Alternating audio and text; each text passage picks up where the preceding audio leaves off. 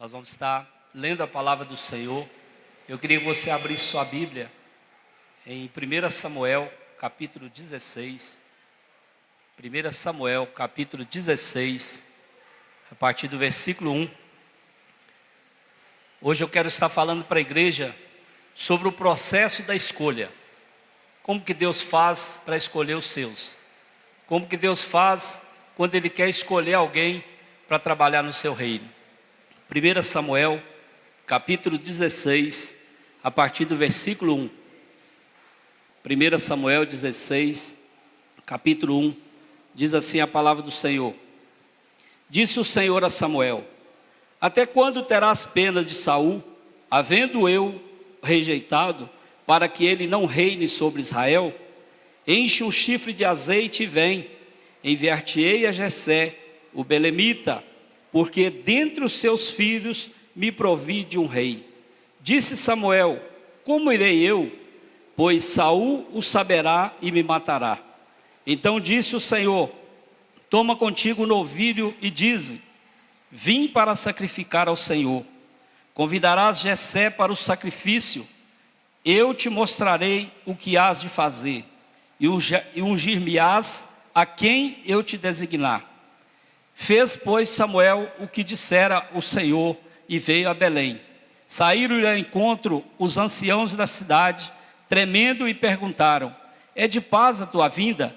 Respondeu ele: é de paz, vim sacrificar ao Senhor. Santificai-vos e vinde comigo ao sacrifício. Santificou ele a Jessé e os seus filhos e os convidou para o sacrifício. Sucedeu que, entrando eles, viu Eliabe e disse consigo: certamente está perante o Senhor o seu ungido. Porém o Senhor disse a Samuel: não atentes para a sua aparência, nem para a sua altura, porque o rejeitei. Porque o Senhor não vê como vê o homem vê o exterior, porém o Senhor vê o coração. Então chamou Jessé a Abinadab e o fez passar diante de Samuel, o qual disse: nem a este escolheu o Senhor. Então Jessé fez passar a Samar, porém Samuel disse: tampouco a este escolheu o Senhor. Assim fez passar Jessé os seus 7 filhos diante de Samuel. Porém Samuel disse a Jessé: o Senhor não escolheu estes. Perguntou Samuel a Jessé: acabaram-se teus filhos? Ele respondeu: ainda falta o mais moço, que está apacentando as ovelhas. Disse, pois, Samuel a Jessé: manda chamá-lo, pois não nos assentaremos à mesa sem que ele venha. Então mandou chamá-lo e fê-lo entrar. Era ele ruivo, de belos olhos e boa aparência. Disse o Senhor: levanta-te e unge-o, pois este é ele. Tomou Samuel o chifre do azeite e ungiu no meio de seus irmãos. E daquele dia em diante, o Espírito do Senhor se apossou de Davi. Então Samuel se levantou e foi para Ramá. Deus, em nome de Jesus, nesse momento, ó Pai, eu quero entregar a Ti, meu Deus querido, a minha vida, que Teu Espírito Santo possa falar em meu coração. Não deixe, Senhor amado, que eu venha falar nada de mim mesmo, mas que eu fale da Tua palavra. Ó Pai, em nome de Jesus, também eu apresento em Tuas mãos, cada um aqui representando a sua família, que o Senhor possa mesmo falar em cada coração nessa noite, que essa palavra venha produzir frutos em nossos corações. Ó Deus, aquieta o coração dos Teus filhos nesse momento, ó Pai, para que possamos ouvir uma porção da Tua palavra, ó Deus. É o que nós te pedimos nesse momento e te agradecemos em nome de Jesus. Amém. Pode ficar à vontade.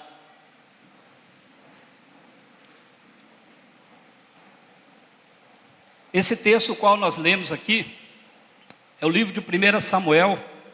É um dos livros históricos do Antigo Testamento na Bíblia, sendo apresentado depois do livro de Juízes. Originalmente, era o único livro na Bíblia hebraica. E abrange um período de aproximadamente 140 anos, juntamente com 2 Samuel.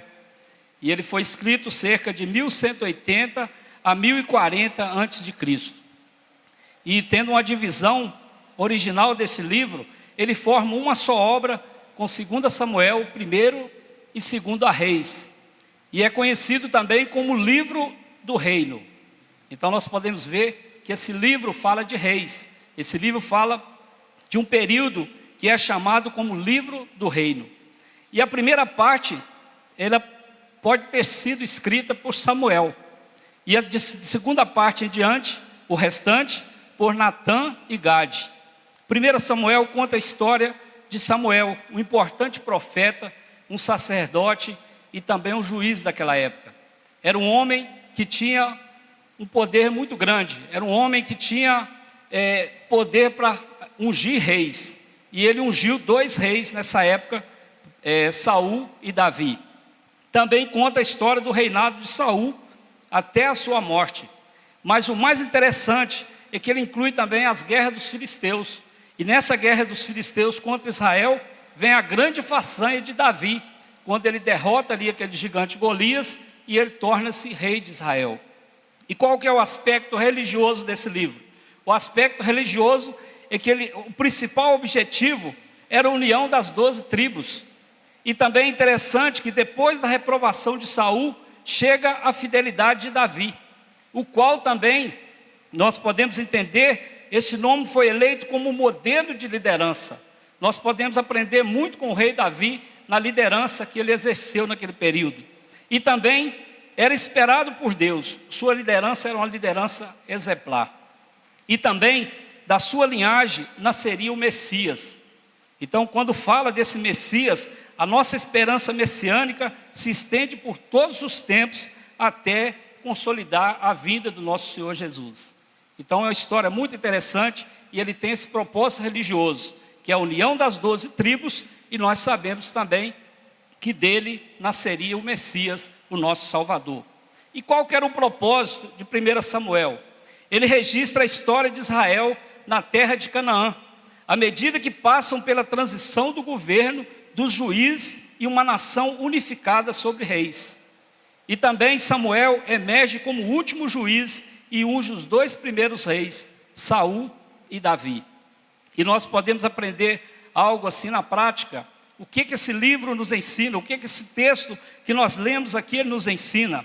Fala da trágica história, de Saul, e que teve assim várias oportunidades. Saul foi um homem que teve oportunidades, porque ele tinha tudo, ele tinha honra, ele tinha autoridades, ele tinha riquezas, ele tinha boa aparência, ele tinha um grande exército do seu lado que auxiliava, ou seja, ele desperdiçou essa oportunidade que estava com ele.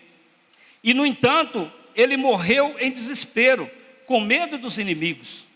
E no finalzinho fala, sabendo que tinha desapontado a sua nação, tinha desapontado a sua família, e principalmente tinha desapontado Deus.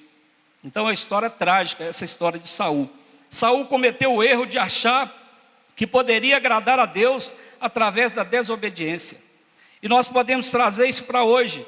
Quantas pessoas hoje acreditam que pode recompensar aquilo que está fazendo de mal com alguma coisa diante de Deus? Ou seja, tem um mau comportamento e pensa assim, eu vou fazer algo para Deus e tudo isso vai ser esquecido. E continua desobedecendo. Mas a desobediência de Saul trouxe para ele um prejuízo muito grande. E para nós também nos dias de hoje, se a gente desobedecer a palavra do Senhor, se a gente desobedecer aquilo que Deus tem para mim e para você, pode causar danos terríveis para nossas vidas. Danos materiais, danos espirituais e até mesmo danos físicos. Se a gente não obedecer, se a gente não ficar ciente da palavra de Deus. Não obedecer aos seus mandamentos, mesmo quando confrontado com o seu erro, ele tentou justificar e causou a sua rejeição. Foi isso que causou a rejeição de Saul. Lá em 1 Samuel 15, 16 a 28 fala sobre isso. Depois você confere. Fala ali sobre a rejeição de Saul. O problema de Saul é que todos nós temos no dia de hoje. É um problema do coração. Muitas vezes nós agimos de acordo com a nossa vontade, mas não agimos segundo a vontade de Deus. E aí a gente acha que está fazendo tudo certinho, e quando Deus vai requerer de mim e de você, tem algo ainda a ser melhorado, tem algo a ser consertado. E um problema sério é esse problema do coração, que muitas vezes nós fazemos coisas que fala assim, o meu coração está pedindo para fazer isso. E a Bíblia diz que o coração do homem é enganoso. Então nós não podemos confiar em nós mesmos. Interessante que há anos atrás, quando eu via falar assim, maldito o homem que confia no homem, eu pensava assim, eu não posso confiar no Márcio. Mas a Bíblia está dizendo para mim, maldito o homem que não confia no homem, está falando para mim primeiro, que eu não posso confiar na minha vontade, eu não posso confiar na vontade do meu coração, e sim na vontade de Deus. Obediência à vontade de Deus é necessário para o sucesso. E se em orgulho reclamarmos com Ele, rebelarmos contra Ele, com certeza estamos causando a nossa própria derrota. Então nós temos que vigiar muito. E por outro lado, quando fala-se de Davi, não parecia ser muita coisa no início, porque as pessoas não davam nada por ele. Quantas vezes você está fazendo algo na igreja, você está fazendo algo dentro da sua casa, dentro da sua empresa, e as pessoas não te valorizam? Mas eu quero te dizer nessa noite que Deus está te olhando. Deus está vendo tudo aquilo que você está fazendo no oculto. E mais para frente vocês vão ver a história de Davi, que interessante que foi para ele. Porque quando as pessoas não valorizavam Davi, até mesmo o pai dele, as pessoas que estavam à sua volta, os seus irmãos, Deus estava valorizando aquilo que ele estava fazendo. Então nessa noite, você continue fazendo aquilo que agrada ao Senhor, porque Deus está te olhando. Ele está observando em todos os detalhes aquilo que você tem feito no seu reino para agradá-lo. A Bíblia diz que até mesmo Samuel foi tentado a ignorá-lo. Como nós lemos aqui 1 Samuel 16, no versículo 6 e 7, diz assim: sucedeu que entrando eles, viu Eliabe e disse consigo, certamente está perante o Senhor o seu ungido. Porém o Senhor disse a Samuel, não atentes para a sua aparência, nem para a sua altura, porque eu rejeitei. Porque o Senhor não vê como o homem vê. O homem vê o exterior, porém o homem vê o coração. Então o próprio Samuel, ele ignorou Davi. O próprio Samuel, ele achou que seria Eliabe, que seria o rei. Ele falou, está perante o Senhor o rei. Depois veio o segundo, veio o terceiro, e a Bíblia diz que passaram os 7 filhos. E aí que enxergaram Davi. Mas Deus vê o coração e viu em Davi um homem segundo o seu coração. Está registrado lá em 1 Samuel 13, 14, que Deus viu em Davi um homem segundo o seu coração. A humildade e integridade de Davi, juntamente com a sua ousadia para o Senhor e o seu compromisso à oração, deixaram um bom exemplo para todos nós. Então que nessa noite nós possamos ser humildes, que nós possamos ter ousadia diante de Deus, que nós possamos deixar o orgulho de lado, que a gente deixe de lado aquelas pessoas também que às vezes olham para a gente e não nos valorizam, que a gente possa orar ao Senhor e continuar clamando a Ele, porque aquilo que Ele prometeu para mim e para você, Ele vai cumprir no tempo certo. Então creia nessa noite, que Deus está trabalhando a meu e seu favor. Somente a gente crê e a gente continuar buscando o Senhor verdadeiramente. E quando fala desse processo da escolha, nós entendemos que a palavra de Deus, ela nos chama a atenção para a realidade descrita em Mateus 22, 14. Mateus 22, 14, a Bíblia diz, porque muitos são chamados, mas poucos escolhidos. Isso aí é uma realidade que choca, mas imagine você após uma vida inteira achando estar fazendo tudo correto, achando ser parte da igreja, fazendo tudo para agradar o homem, mas talvez não esteja agradando o Senhor, e vai chegar aquele grande dia que eu e você podemos ouvir de Deus falar assim, nunca vos conheci, apartai-vos de mim, vós que praticais a iniquidade. Estará em Mateus 7, 23. Então aqui está falando sobre o processo da escolha, que talvez você ache que você está fazendo tudo certinho, talvez você ache que você é o bambambam dentro da sua empresa, dentro da sua escola, até mesmo dentro da igreja, mas nós temos que ter cuidado, porque no final nós teremos que prestar conta ao Senhor. E aí quando chegar esse dia, que a gente ouvir, nunca vos conheci, apartai-vos de mim, vós que praticais a iniquidade. Infelizmente, tem muitas pessoas que estão usando a graça para fazer desgraça, estão usando a graça para ficar assim com a vida em pecado, cometendo pecado dia após dia, e achando que Deus não está importando com aquilo. Mas nós temos que entender que a palavra de Deus é muito clara. Aqui está falando que Deus, Ele ama a todos, mas poucos são escolhidos. Muitos são chamados, poucos são escolhidos. A situação é um pouco complicada, e precisamos entender que existe um processo de escolha a ser respeitado. Precisamos entender que Deus nos chama, Deus chama muitos, mas escolhe poucos. Precisamos entender também que nem todos entrarão no reino, e isso é um alerta para a igreja de hoje. Então nós temos que ter cuidado. O que nós temos feito para agradar o Senhor? Eu falei pela manhã, tem vezes que a gente ora e a nossa oração não passa desse telhado, porque nós estamos orando, nós estamos clamando ao Senhor, mas nós estamos vivendo uma vida dupla, nós estamos vivendo uma vida em pecado. Então Deus está olhando para mim e para você. Você pode enganar todos nessa terra, você pode enganar o seu líder, o seu pastor, o seu patrão, o seu professor lá dentro da faculdade, mas a Deus nós não enganamos. Então nós temos que vigiar, porque quando Deus te chamou, Ele vai te capacitar. Quando Deus te chamou, Ele vai te colocar por cabeça e não por cauda. A palavra de Deus promete isso. E nesse livro de 1 Samuel, desse capítulo que nós lemos aqui, Deus nos mostra como é o processo da escolha dEle, como Ele age, como Ele seleciona um povo e como Ele zela pela escolha e pelo escolhido. E aí nós podemos ver muitas coisas, mas primeiro eu quero falar sobre quando Deus ordena a fazer algo ou falar algo, Ele nos garante. Como diz aqui nesse texto que nós lemos, disse o Senhor a Samuel: até quando terás pena de Saul, havendo eu o rejeitado, para que não reine sobre Israel? Enche um chifre de azeite e vem. Olha que interessante, ele não fala assim, enche um chifre de azeite e vai. Ele fala, enche um chifre de azeite e vem. Isso está dizendo o quê? Que é sinal que Deus estava esperando por Saul. Ele nos dá a direção.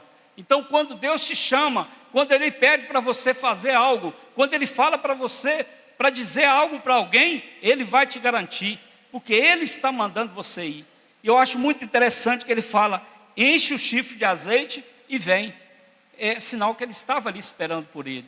E quantas vezes Deus tem falado comigo, tem falado com você, para você permanecer firme, para você ir e fazer a obra do Senhor, e às vezes a gente fica quieto, às vezes a gente fica no comodismo.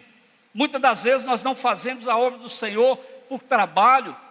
Eu tenho visto isso, irmãos, quando eu tenho oportunidade assim, de ir no velório, é o local que eu tenho para falar isso, que às vezes as pessoas falam assim, eu não tenho tempo para visitar ninguém, eu não tenho tempo para ir em lugar nenhum, mas quando morre um parente ali, você larga tudo e vai lá para o velório. Por que a gente não faz isso em vida? E assim também é no reino de Deus, faça agora, porque o amanhã pode ser tarde demais, eu não sei o dia de amanhã, eu não sei se amanhã eu vou estar aqui. Então Deus está requerendo de mim e de você, para que a gente faça agora. E também falando um pouquinho sobre Saul, sobre a rejeição dele. Qual foi o motivo da rejeição de Saul? Volta um pouquinho aí, 1 Samuel 15, no versículo 23 diz assim, ó: porque a rebelião é como o pecado de feitiçaria, e a obstinação é como a idolatria e culto a ídolos do lar. Visto que rejeitaste a palavra do Senhor, Ele também te rejeitou a ti, para que não sejas rei. Versículo 35, nunca mais viu Samuel a Saul, até o dia da sua morte, porém tinha pena de Saul. O Senhor se arrependeu de haver constituído Saul rei sobre Israel. Aqui fala também que o Senhor arrependeu. E às vezes as pessoas questionam, mas o Senhor, Deus arrepende de certas coisas, mas esse arrependimento aqui não era aquele arrependimento de precisar de uma pessoa para confessar o pecado, não. Esse arrependimento aqui era sinal de que ele sabia que Saul estava fazendo a coisa errada, e ele teve pena dele, teve misericórdia dele. Então a palavra rebelião é como pecado de feitiçaria, porque desvia as pessoas de Deus. Quantas vezes as pessoas se rebelam, e essa rebeldia também é recusar a obedecer uma autoridade. Quantas pessoas se rebelam contra o seu patrão, contra a sua empresa, rebela contra os professores, rebela contra a liderança da célula, rebela contra o seu discipulador, até mesmo contra pastores. E essa rebeldia, ela pode trazer danos terríveis para a nossa vida. Porque essa rebelião foi a causa da saída de Saul daquele reinado. Então que nós venhamos aprender a ser obediente à palavra do Senhor, obediente às autoridades, porque as autoridades elas foram instituídas pelo Senhor para nossas vidas. Às vezes você tem um discipulador que você fala assim, misericórdia, eu estou passando uma vida terrível com aquele discipulador. Começa a orar, que Deus vai preparar um outro discipulador para você. O pastor Eibe fala muito na pregação dele, que se você cuidar do problemático, ele vai te enviar uma bênção depois. Isso aí já é o contrário. Então nós temos que aprender isso e não rebelar contra as pessoas, não rebelar contra as autoridades, porque nós temos que entender que as autoridades instituídas por Deus, é Ele que coloca, é Ele que tira. Não cabe a mim e a você rebelar contra essa autoridade. Com a história de Saul, podemos aprender algumas coisas sobre a rebeldia. Primeiro, começa quando alguém acha que sabe melhor do que Deus. Saul achava que seu plano de guardar os rebanhos era melhor do que obedecer à ordem de Deus. Isso aqui trazendo para nós também, infelizmente hoje tem pessoas pregando a sabedoria humana, estão deixando de anunciar o evangelho puro, o evangelho que salva, o evangelho que cura, que liberta. Estão trazendo coisas de teologias. Não estou dizendo aqui que eu sou contra a teologia, teologia é uma bênção, mas nós temos que pregar o evangelho simples, porque Jesus, quando ele pregava, acontecia milagres, quando ele pregava, acontecia libertação, salvação. E hoje às vezes as pessoas estão querendo saber mais do que Deus, colocando a sabedoria humana acima da palavra de Deus. Então nós não podemos fazer isso.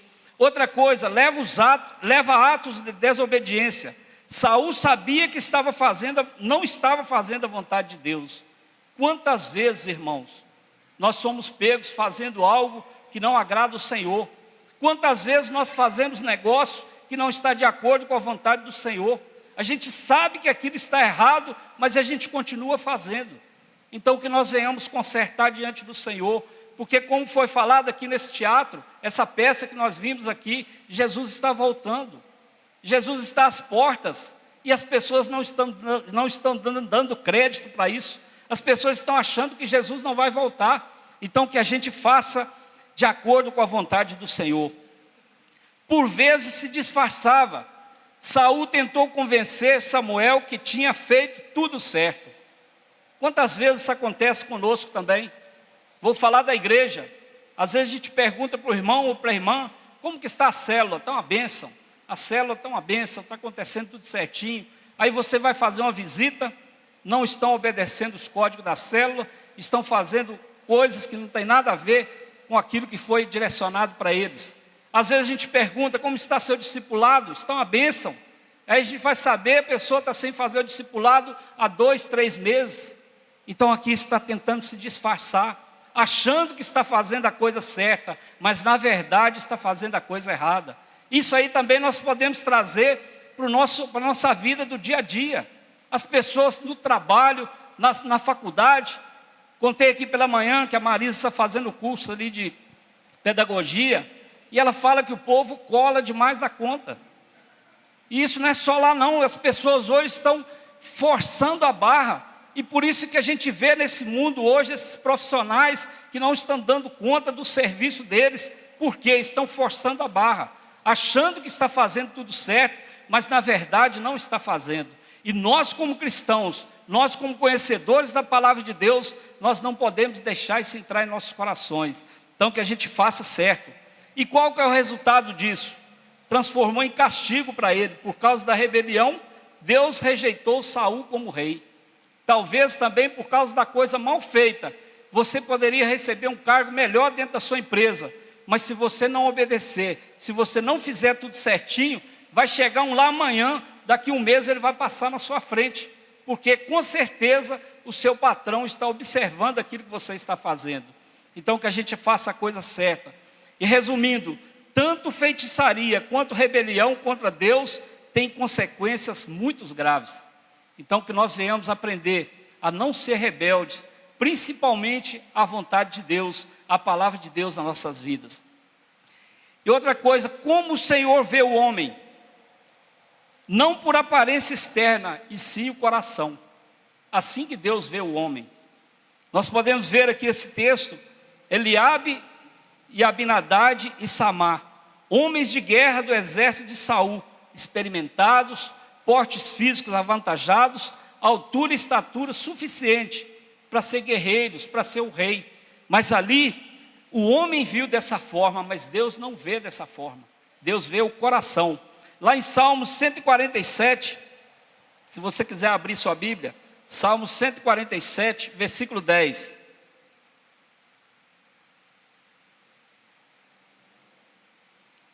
Diz assim a palavra: não se deleita na força do cavalo, nem se compraz nos músculos do guerreiro. O Senhor agrada-se dos que o temem e dos que esperam na sua misericórdia. Então o Senhor vê o coração, o Senhor vê aqueles que o temem. Então o homem, ele vê o exterior, e Deus, ele olha para o coração. Como eu falei bem no início, aquilo que você está fazendo, mesmo que esteja oculto, mesmo que ninguém esteja vendo, mas Deus está olhando e está anotando lá para você. Para quando você for receber o seu galardão, Deus vai te garantir aquilo ali, porque você está fazendo não para o homem, não para aparecer, mas você está fazendo para Deus. E como o homem vê? Aí é o contrário. A Bíblia diz que o coração do homem é enganoso. Olha como que o homem vê. Nós podemos citar aqui o caso de Samuel, quando viu a Eliabe e disse: certamente está perante o Senhor o seu ungido. Porque ele viu a aparência.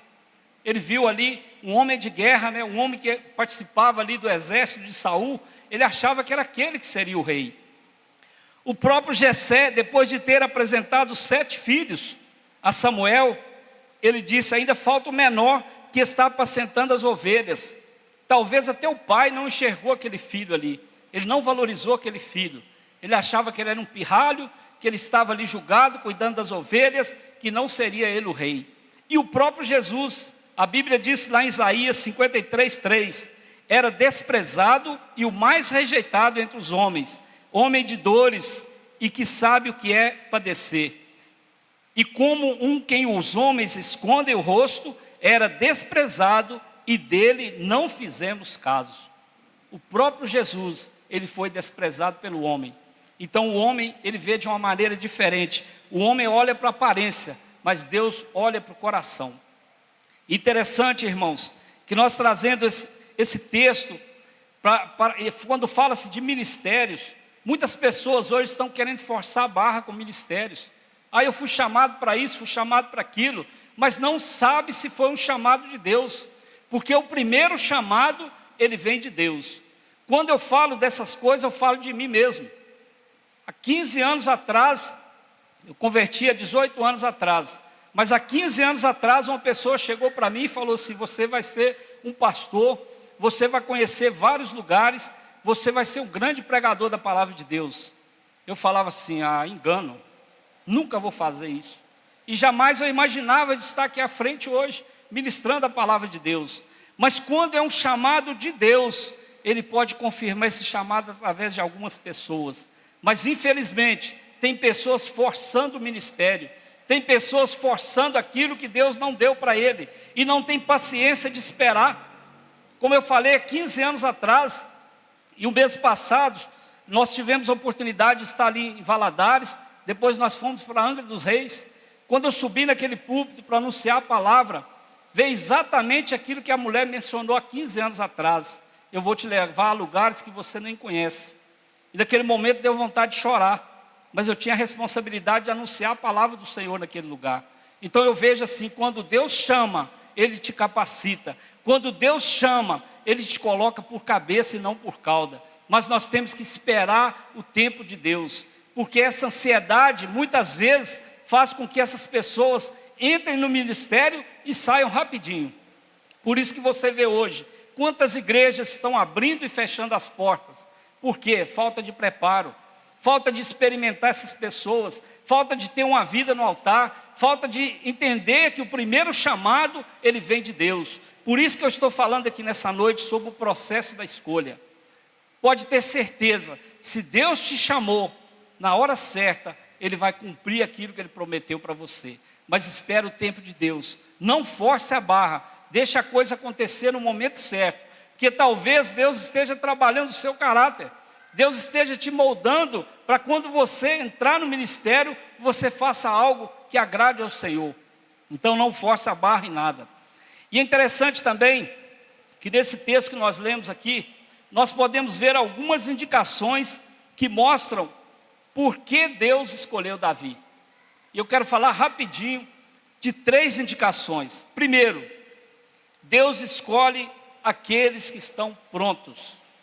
Versículo 11 e 12 diz: assim fez passar Jessé os seus 7 filhos diante de Samuel. Porém Samuel disse a Jessé: o Senhor não escolheu estes. Perguntou Samuel a Jessé: acabaram-se os teus filhos? Ele respondeu: ainda falta o mais moço que está apacentando as ovelhas. Disse, pois, Samuel a Jessé: manda chamá-lo, pois não nos assentaremos à mesa sem que ele venha. Então aqui, quando Jessé e os seus irmãos, os irmãos de Davi, são trazidos diante de Samuel, eles são santificados. São santificados para quê? Em outras palavras, os seus pecados são tratados e estão prontos para o culto. Mas quando Davi é apresentado, não há tempo para que ele seja santificado. Mas mesmo assim, ele já está pronto. Por quê? Davi é um retrato de que o crente que mantém o seu coração em um estado de prontidão. Então nós temos que estar todos os dias em estado de prontidão. Porque quando Deus te chamar, você falar: eis-me aqui. Esse é o grande segredo. Porque quando Deus me chamava, eu achava que era coisa do homem, eu achava que aquilo ali não tinha nada a ver. Mas o dia que eu tomei uma atitude e falar: eis-me aqui, Senhor, faça de mim um instrumento do Senhor nessa terra. Aí Deus começou a trabalhar e está trabalhando até hoje. Então isso é para você também nessa noite. Talvez você almeje alguma coisa, talvez você queira fazer algo no reino de Deus. Então fala: eis-me aqui, Senhor. Com certeza Deus vai colocar algo para você fazer. E Davi já estava pronto.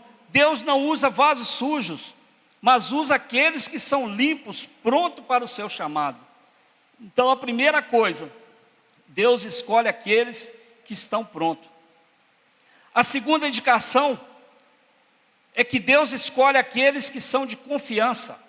Também no versículo 11 ele fala: perguntou Samuel a Jessé: acabaram os teus filhos? E ele respondeu: ainda falta o mais moço que estava apacentando as ovelhas. Disse, pois, Samuel a Jessé: manda chamá-lo, pois não assentaremos enquanto ele não chegar. Aqui estava um homem de confiança. Quando Deus chama Davi, ele encontra fazendo fielmente o que foi dito para ele fazer, que é cuidar das ovelhas. E quantas vezes nós somos direcionados a fazer algo e nós não obedecemos, e aí depois a gente quer fazer coisa melhor. E às vezes isso acontece muito dentro da igreja. Você está há anos dentro da igreja e você não quer fazer nada na igreja. Chega uma pessoa nova, daí a pouco a pessoa já está trabalhando no encontro, a pessoa já está discipulando. Aí você começa a falar assim: mas por que eu não estou tendo essa oportunidade? É porque simplesmente você não está obedecendo aquilo que foi falado para você fazer. Você não está na direção que a liderança te colocou para fazer. E Davi, ele estava cuidando das ovelhas. Ele estava fazendo aquilo que foi falado para ele fazer, foi dito para ele fazer.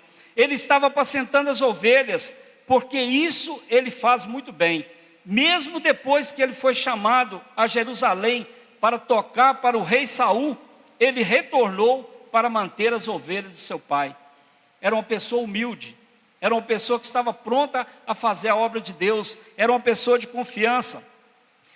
Por quê? Porque isso é que ele faz. A Davi foi dada uma missão e ele conduziu fielmente. Ele até colocou sua vida em risco para proteger essas ovelhas. Está lá em 1 Samuel 17, 34 a 37. O que é isso? Quando ali ele matou um urso e ele matou um leão. Colocou sua vida em risco para proteger aquelas ovelhas. E muitas das vezes, irmãos, nós estamos na zona de conforto. Um amigo nosso, um irmão nosso da igreja está precisando de um socorro, você simplesmente vira para o canto e fala, vou dormir, ele que se vira para lá. Não é dessa forma que nós temos que agir. Então ele está procurando essas pessoas de confiança. E quando Deus olhou para Davi, ele viu integridade, fidelidade, responsabilidade e caráter. E eu faço uma pergunta para mim e para você nessa noite. Qual tem sido o nosso nível de integridade? Qual tem sido a nossa fidelidade com Deus? Muitas vezes nós prometemos, né? No culto da virada a gente faz tantas promessas, eu vou ler a Bíblia toda em um ano, eu vou orar todos os dias, eu vou visitar várias pessoas. Quando chega lá para o mês de maio, ou até antes, você esquece de tudo. Você não ora mais, não lê a Bíblia. Que fidelidade é essa? E Deus é fiel nas nossas vidas. Deus também está perguntando, qual que é a sua responsabilidade naquilo que eu te coloquei para você fazer? Foi falado aqui no Tadel, na terça-feira, falou sobre os talentos, né? Aquele moço que recebeu 5 talentos, ele desenvolveu mais 5. O que recebeu 2, desenvolveu mais 2. Aí o Senhor disse, servo bom e fiel, foste fiel no pouco, no muito te colocarei. Mas aquele que recebeu 1 talento, ele enterrou aquele talento. Mas olha o valor de 1 talento, equivale a 30 quilos de ouro. Olha você com 30 quilos de ouro puro hoje. É muita coisa. Então talvez Deus te dê 1 talento hoje e você enterra esse talento. Aqui ele está falando dessa responsabilidade, da gente levar aquilo que ele colocou em nossas mãos. Se Deus te colocou uma pessoa para você cuidar, cuide bem dessa pessoa. Mas você colocou 10, cuide bem das 10 também. E ele fala também de caráter. Caráter é coisa que o cristão tem que carregar com ele. O que é caráter? É você ser fiel, você pagar suas contas, é você andar em dia, é você ser um crente fiel, é você, por onde você passar, as pessoas vejam o caráter de Cristo em mim e em você. É isso que nós temos que ter. E Deus viu isso em Davi. Enquanto alguns não viram ninguém, Deus viu o rei. Até mesmo o pai não viu nada em Davi, mas Deus enxergou em Davi um rei. Por quê? Era uma pessoa de confiança. Ele cuidava das ovelhas, mas ao mesmo tempo ele tinha essa intimidade com o Senhor. E em terceiro e último lugar, Deus escolhe aqueles que o conhecem. Versículo 13. Tomou Saul o chifre de azeite e ungiu no meio de seus irmãos. E daquele dia em diante, o Espírito do Senhor se apossou de Davi. Então Deus, ele escolhe aqueles que o conhecem. Quando Samuel ungiu Davi, talvez esse não tenha sido o seu primeiro encontro de Davi com Deus. Sem dúvida que Davi tinha um relacionamento muito próximo com Deus. E eu te pergunto nessa noite, nós estamos trabalhando nesse ano, o ano de intimidade com Deus. Qual tem sido o seu nível de intimidade com Deus? Qual tem sido o seu relacionamento com Deus no dia a dia? Como você tem observado a palavra? Como você tem conhecido esse Deus? Você tem procurado conhecer esse Deus verdadeiramente? Ou simplesmente você busca Ele na hora do aperto, busca Ele na hora da aflição? Então que nós venhamos conhecer esse Deus verdadeiramente, como Davi fez. Davi tinha testemunhado o cuidado de Deus para com seu povo, baseado no seu próprio relacionamento com seus rebanhos. Está lá no Salmo 23, depois vocês conferem isso. E também Davi andou com o Senhor por muito tempo. Ouça o testemunho do próprio Davi. 1 Samuel 17, 37 e 45 diz assim: Disse mais Davi, o Senhor me livrou das garras do leão e das do urso. Ele me livrará das mãos do filisteu. Então disse Saul a Davi, vai-te, e o Senhor seja contigo. Davi, porém, disse ao filisteu, tu vens contra mim com espada e com lança e com escudo, e eu, porém, vou contra ti em nome do Senhor dos exércitos, o Deus dos exércitos de Israel, a quem tem afrontado. Então, muitas das vezes também, quando nós enfrentamos algum problema, a primeira coisa que a gente pega é uma faca para resolver o problema com o vizinho. Às vezes você pega ali, tem uma foice para resolver o problema com o seu vizinho. Mas aqui, Davi, ele confiou no Senhor dos exércitos. Então nós também, nós temos que confiar no Deus Todo-Poderoso que está sobre nossa vida. porque é Ele que nos escolheu, é Ele que nos conhece. Então que nós venhamos conhecer o Senhor cada dia mais. E eu contei pela manhã aqui uma história, aconteceu mais ou menos na década de 80, um senhor que ele ia à igreja 2 vezes por ano, na festa da Páscoa e no Natal. Os outros finais de semana ele ia para o boteco. E aí, passado um tempo, ele começou a falar com Deus, e Deus começou a falar com ele também. E ele teve uma experiência com o Senhor. E aí ele procurou o pastor e falou assim: pastor, a partir de agora eu quero ter uma vida digna, eu quero ter uma vida dentro da igreja, eu quero participar da igreja, eu quero estar junto com o Senhor na obra, e eu estou orando em língua todos os dias, e aí eu vou lá, peço para os garçons, onde eu ia lá para passar as noitadas, os garçons não entendem nada, falam que eu estou ficando doido. Aí o pastor virou para ele e falou assim: eu acho que você está com o diabo, porque não tem lógica você ter uma intimidade com Deus sozinho. Ele falou assim: olha, pastor, o senhor entende muito de pregar, mas intimidade com Deus eu tenho. E segundo a história, esse homem foi um grande pregador. Ele morreu no final de 2009 e ele pregou por vários países e milhares de pessoas aceitaram Jesus. Por que eu estou falando isso? De repente, nós que estamos dentro da igreja, nós não valorizamos as pessoas que estão lá fora. A gente acha que ele já está perdido, a gente acha que ele já é um derrotado, que não tem saída para ele. E às vezes a gente até usa um termo: ele não é escolhido, mas quem escolhe é o Senhor. Então, se Deus tem um plano na vida desse homem, Ele vai salvá-lo. Então nós não podemos desistir, nós não podemos olhar para as pessoas e julgá-las pela aparência. Talvez uma pessoa que bebeu a vida inteira e continua bebendo, e você fala: não tem jeito para esse. Mas nós temos que entender, se o Senhor quiser trabalhar, Ele vai trabalhar, porque Ele é que sabe o que fazer com essas pessoas, e nós não temos que julgar ninguém, nós não temos que apontar dedo para ninguém, nós temos que simplesmente orar para que o Espírito Santo de Deus faça a obra nessas pessoas. Se você quer ser escolhido pelo Senhor, esteja sempre pronto ao seu chamado, faça fielmente o que foi dito para fazer, e seja amigo de Deus. Ninguém além de Deus teria escolhido Saulo de Tarso para ser o apóstolo dos gentios, mas Deus o escolheu.